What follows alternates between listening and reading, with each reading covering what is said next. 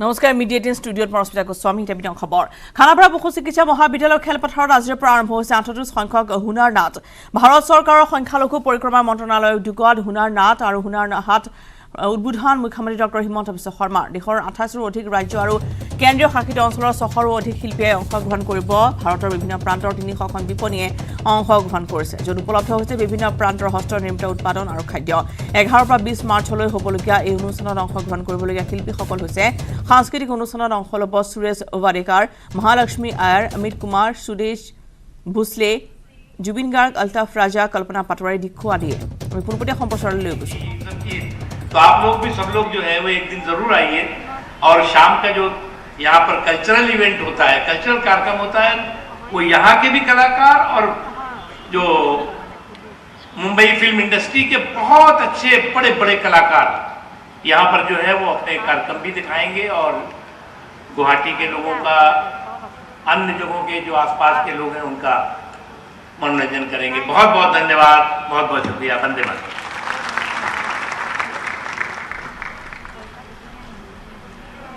धन्यवाद सर तो जैसे कि सर ने हम सबको बताया उस खुशखबरी के लिए आप सबको बहुत बहुत बधाई 8 लाख रोजगार सिर्फ 8 लाख रोजगार नहीं होते ये हम सब जानते हैं कि हर एक रोजगार से हर एक जिंदगी जुड़ी होती है एक जिंदगी से एक परिवार जुड़ा होता है परिवार के विकास का संकल्प जुड़ा होता है तो 8 लाख विकास के संकल्प पूरे हुए हैं बहुत बहुत बधाई हो और इसे अब 20 लाख तक पहुंचाने की मुहिम जारी है हम इस समय गुवाहाटी में हैं गुवाहाटी जो कि एक स्थान जाना जाता है कामाख्या मंदिर के लिए गुवाहाटी जाना जाता है ब्रह्मपुत्र नदी के लिए जाना जाता है पवित्र वाइल्ड लाइफ सैंचुरी के लिए और great Indian one horn rhinos के लिए और अब हमारा जो आसाम है वो जाना जाता है उनके जनप्रतिनिधि के लिए भी क्योंकि उन्होंने एक ऐसे लोकप्रिय नेता चुने हैं जिन्हें पूरा देश देखता है और सुनता है वो अपनी 5वीं कक्षा में ही सामाजिक जीवन से जुड़ गए थे आसाम आंदोलन के जरिए और तभी से उन्होंने आसाम के विकास में अपना योगदान देना शुरू कर दिया था और इसी योगदान का नतीजा था उनकी निष्ठा का नतीजा था कि आसाम के लोगों ने उन्हें अपना प्रतिनिधि चुना और आज वो एक तेजस्वी मुख्यमंत्री के रूप में पूरे देश में जाने जाते हैं मैं देख सकती हूँ आप लोग काफी उत्सुक हैं उन्हें सुनने के लिए तो आइए उनका स्वागत करते हैं माननीय मुख्यमंत्री श्रीमान हिमंता बिस्वा शर्मा जी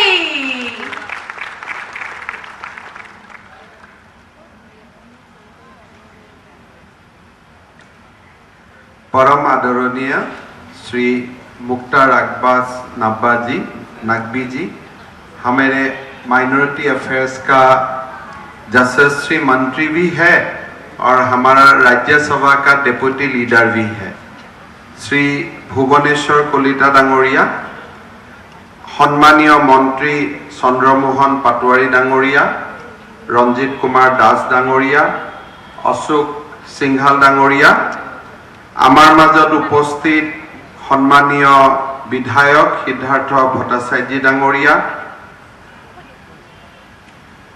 आमार मजत उपस्थित श्री SK देवबर्मन डांगरिया उपस्थित राइज आई मातृ सकल आरो युवक युवती बंधु बान्धवी सकल आजिर এই অনুষ্ঠানৰ উদ্বোধনী অনুষ্ঠানত অংশগ্ৰহণ কৰিবলৈ পাই মই অত্যন্ত আনন্দিত হৈছো আৰু এই ব্যৱস্থা এই হুনাৰ হাট মেলা যাক আমি অসমীয়াত দক্ষতাৰ মেলা বুলি কম এই মেলা অসমত বিশেষকৈ গুৱাহাটী মহানগৰীত অনুষ্ঠিত কৰিবলৈ সংখ্যালঘু পৰিক্ৰমা বিভাগে যি সিদ্ধান্ত ললে सम्मानीय मंत्री मुख्तार अब्बास नकवी डांगरियाय व्यक्तिगतभावे यथेष्ट प्रचेष्टारे गुवाहाटीत मेला अनुष्ठित करिছে तार बारे मैं तेखेतक অসমবাসী ৰাইজৰ হৈ বহুত বহুত ধন্যবাদ আৰু অভিনন্দন জনাইছো On behalf of the people of Assam I welcome you all to our beautiful state the temples, our beautiful people, and our mighty Brahmaputra, and our rich tradition of inclusiveness, all are waiting eagerly to offer our hospitality to all the participants who have come here to take part in Hunar Haat. My heartiest congratulations to Sri Mukhtar Abbas Naqvi, Honorable Minister of Minority Affairs, Government of India, on taking step for organizing this event in such a grand manner. Government of Assam considered it a privilege to have played host to Hunar Haat in Guwahati, which I am sure will prove to be a potential platform to showcase our craft, cuisine and culture and promote them at pan-India level to increase their patronage. I again thank Naqvi for leading the way in organizing Hunar Haat in Guwahati, which I am sure will be a potential platform for vocal for local and glorify our own products to promote Atmanirbharshil Bharat. Guwahati is hosting the 38th edition of Hunar Haat, which is being organized by National Minorities Development and Finance Corporation under upgrading the skills and training in traditional trades and craft for development. This event, which is showcasing the handicraft of exotic beauty of our country, is indeed a testimony of the unparalleled skill of our indigenous artisans and craftsmen. This event with all beautiful objects on display will also be a powerful platform to development with dignity for our craftsmen.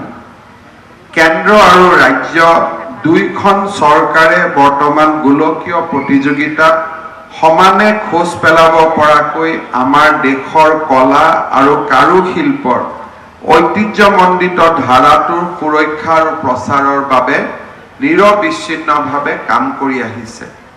বৰ্তমানৰ ৰাজ্য চৰকাৰে এই শিল্পসমূহৰ বিকাশৰ সাধনৰ দিশত কেইবাটাও পদক্ষেপ গ্ৰহণ কৰিছে আৰু যুৱ প্ৰজন্মৰ শিল্পীসকলে পৰম্পৰাগত শিল্পী সত্তাৰ সৈতে সংযুক্ত হৈ থকাৰ লগতে এই পৰম্পৰাগত কলা আৰু কাৰুশিল্পৰ জৰিয়তে বিত্তীয় সাহায্য লাভ তথা আত্মসংস্থাপনৰ সুযোগ লাভ কৰিব পাৰে।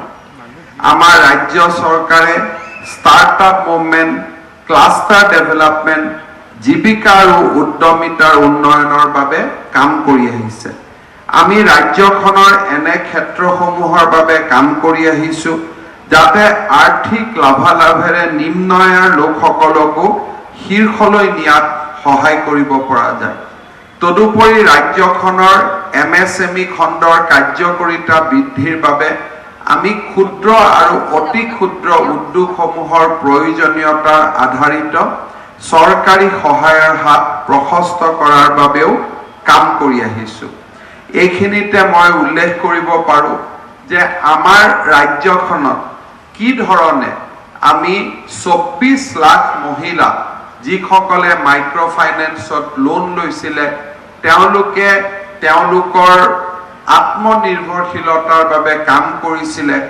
আমি কি ধৰণে তেওঁলোকক সহায় কৰিবৰ বাবে আগবাঢ়ি আহিছো আৰু এই প্ৰক্ৰিয়াত ৰাজ্য চৰকাৰে প্ৰায় 12,000 কোটি টকা ব্যয় কৰাৰ বাবে কাম কৰিছে। I am happy to know that Hunar Haat, which is a confluence of our artisan and craftsmen, has ensured economic empowerment for them. I am told that more than 8 lakhs artisan, craftsmen and people associated with them have been provided employment and employment opportunities through Hunar Haat in last several years.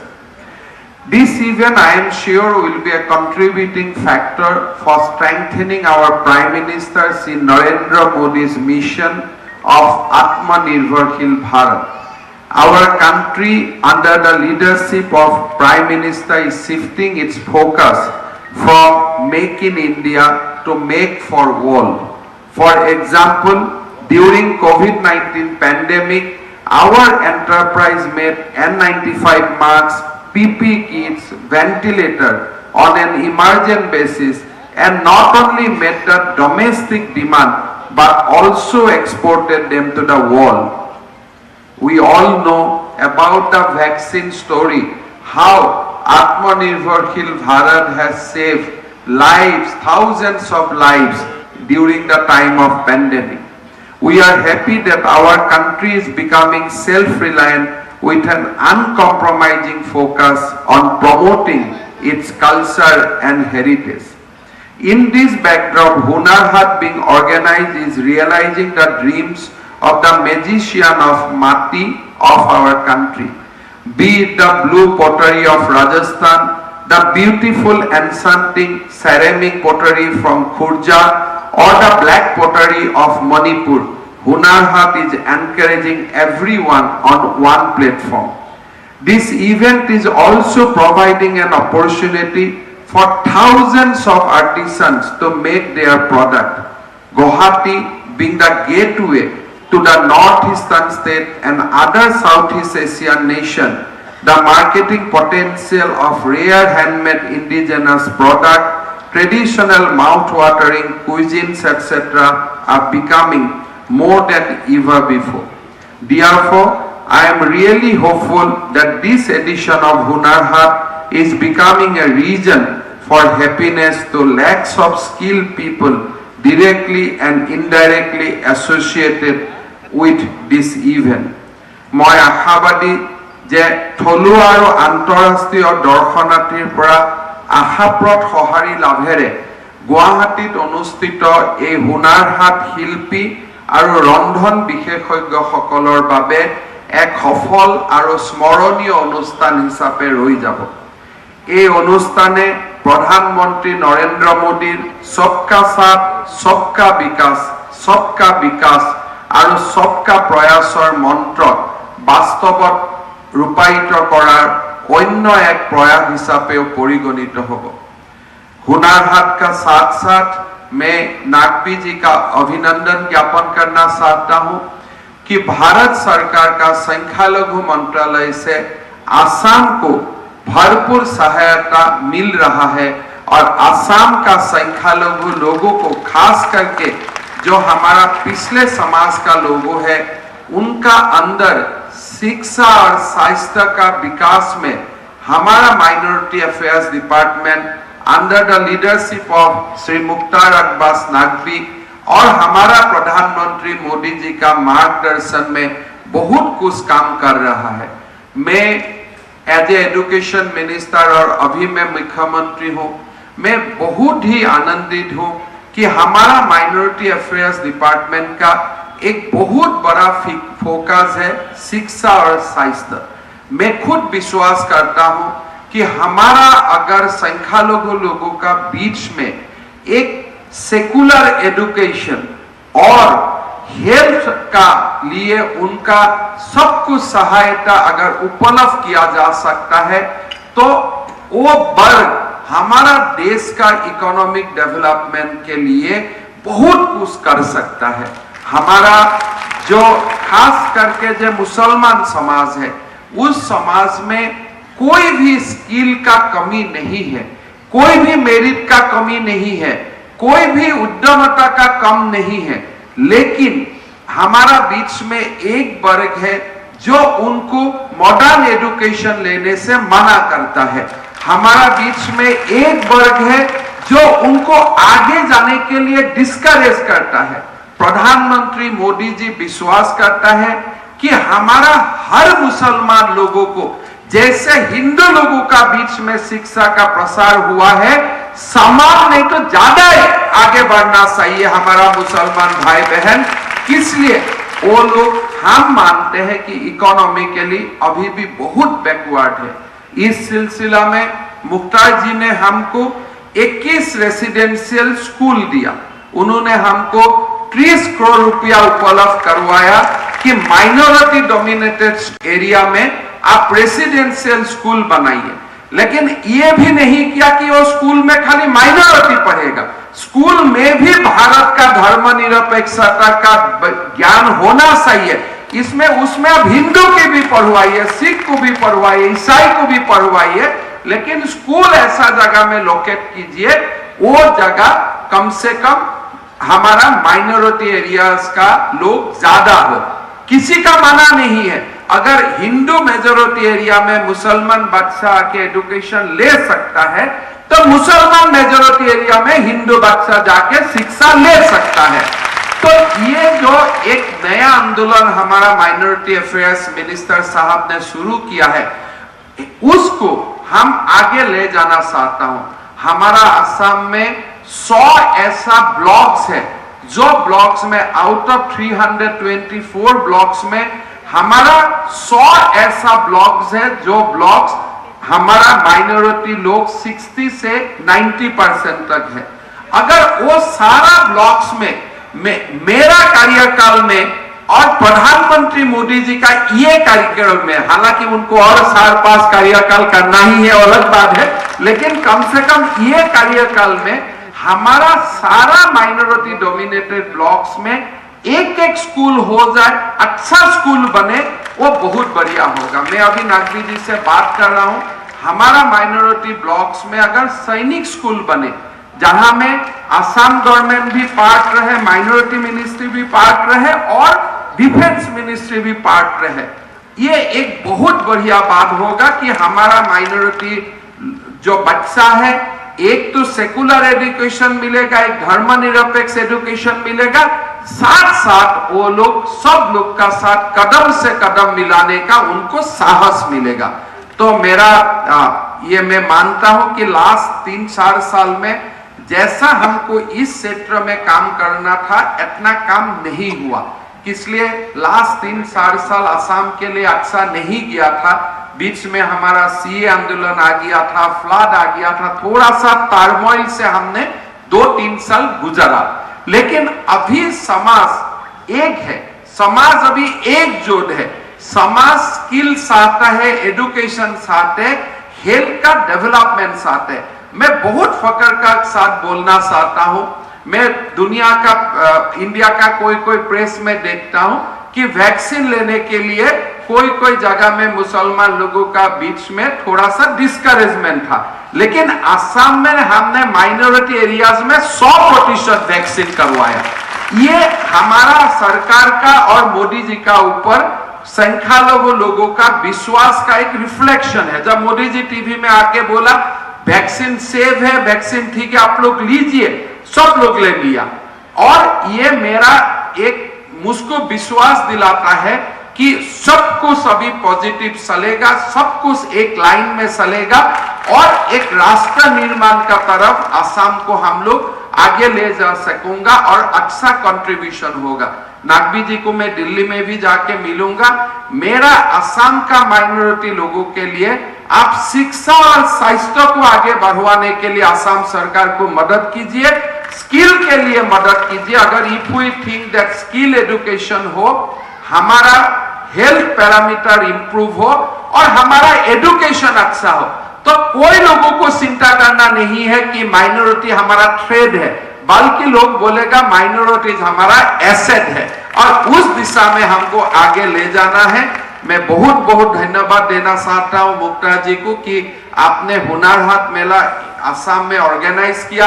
हालांकि ये मेरा जिम्मा था आपको invite करना, आपने कष्ट उठाया, मुझको 2-3 बार मुझसे बात किया कि हिमंत जी आपको आना है। मैं तो होस्ट हूं, मुझको बुलाना नहीं है, लेकिन आपका इतना बड़ापन है कि आपने मुझको बुलाया और आपने हमारा गुवाहाटी को सिलेक्ट किया। मैं बहुत बहुत धन्यवाद देता हूं। और अगले साल जब हमारा ये 21 स्कूल का उद्घाटन होगा, इसमें आपको आना है, यही आपको निमंत्रण करते हुए मैं मेरा वाणी को विराम देता हूं। बहुत बहुत धन्यवाद। जय हिंद, वंदे मातरम। बहुत बहुत धन्यवाद सर। क्या बात है, हमारी जनता को हर एक संबोधन के साथ इतने सारे शुभ समाचार मिल रहे हैं। और सर, एजुकेशन को लेकर जो आपने विचार जाहिर किए सच में बहुत ही सराहनापूर्ण है और दिल को बहुत सुकून देने वाले हैं। और जो 21 और बहुत सारे कई सारे जो रेजिडेंशियल स्कूल बनने वाले हैं माइनॉरिटी एरियाज में, इस शुभ समाचार की भी आपको बहुत बहुत बधाई हो जनता। एक बार जोरदार तालियां इस विचार के लिए। और साथ ही साथ बहुत से कॉलेजेस भी बनने वाले हैं माइनॉरिटी मिनिस्ट्री के द्वारा। और जो सोच अभी सर ने हम सबके सामने रखी कि माइनॉरिटी इज आवर एसेट, यही है हमारे हुनर हाट की सोच। तो हुनर हाट की माइनॉरिटी एसेट सोच के लिए एक बार जोरदार तालियां हो जाएं। और यूं तो हम हुनर हाट की बहुत सारी यादें अपने साथ लेकर जाने वाले हैं, लेकिन खास तौर से कुछ स्मृति चिन्ह हैं जो हम हमारे जनप्रतिनिधियों को देना चाहेंगे, उन्हें प्रस्तुत करना चाहेंगे। और सबसे पहले मैं इस स्मृति चिन्ह के लिए निवेदन करना चाहूंगी हमारे केंद्रीय मंत्री श्री मुख्तार अब्बास नकवी जी से कि वे यह स्मृति चिन्ह प्रदान करें हमारे माननीय मुख्यमंत्री श्री हिमंता बिस्वा शर्मा जी को। ये स्मृति चिन्ह दोस्तों हमारे कलाकारों ने अपने हाथों से बनाया है। ये हुनर हाट के हुनरबाजों का बनाया हुआ स्मृति चिन्ह है। ये हमारे भारत की हस्तकला का एक नायाब नमूना है। ये स्मृति चिन्ह हुनर हाट की ओर से माननीय मुख्यमंत्री जी के लिए और हमारे सभी डिग्निटरीज को भी हम यह स्मृति चिन्ह प्रदान करना चाहेंगे। मैं निवेदन करती हूँ वर्मन जी से कि यह स्मृति चिन्ह वे प्रदान करें श्री भुवनेश्वर कौलिता जी को, MP राज्यसभा।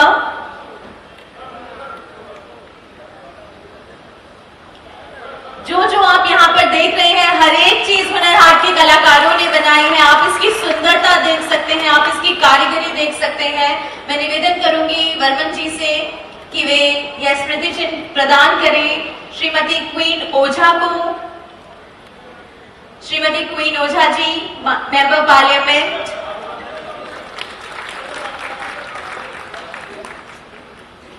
वर्मन जी यह स्मृति चिन्ह प्रदान करें श्री